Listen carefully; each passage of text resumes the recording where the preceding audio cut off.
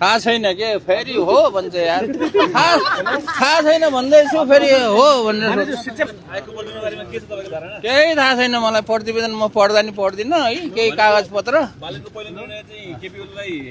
पक्राउ गर्ने हो थाहा छैन के फेरि हो भन्छ यार थाहा छैन भन्दैछु फेरि हो भनेर शिक्षा मन्त्रीमा दोहोरिने सम्भावना कतिको छ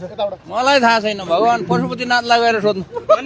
यहाँभन्दा पहिला म सरकारबाट निस्किसकेपछि फेरि आफ्नै पुरानै काममा फर्किन्छु भन्नुहुन्थ्यो त्यसपछि सांसदको चुनावको लागि जानुभयो के कारण थियो तीनवटा अध्यादेश ल्याउन खोजेको थिएँ शिक्षाको सुधारको लागि अध्यादेश ल्याउन सकिएन त्यही भएर आफै चाहिँ संसद भएपछि अब त्यो कामलाई निरन्तरता दिनको लागि चाहिँ म चुनाव लड्न गएको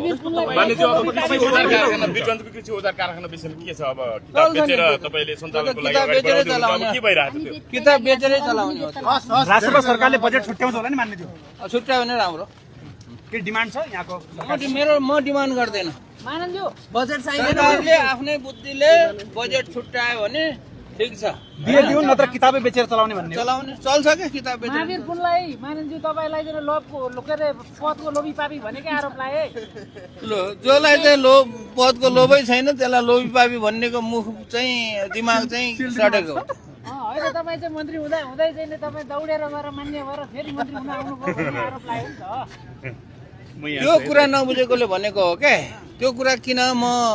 चाहिँ के अरे मन्त्रीबाट किन छोडेर गएको हो भने लोभ लागेर गएको होइन मैले तीनवटा अध्यादेश ल्याउन खोजेको थिएँ शिक्षामा सुधार गर्नको लागि त्यो अध्यादेश ल्याउन नसकेर गएको हो मैले चाहिँ के अरे यो चुनावमा उठ्छु भन्ने कुरा यो के अरे निर्वाचनको माघको 6 गते चाहिँ को 10 बजे भनौँ न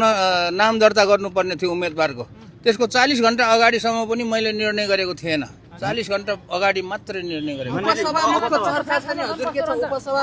अरे त्यस्तो उपसभामुख चाहिँ खाँदैन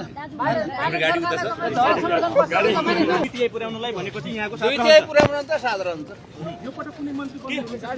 यो रहर छैन अपेक्षा गर्दिन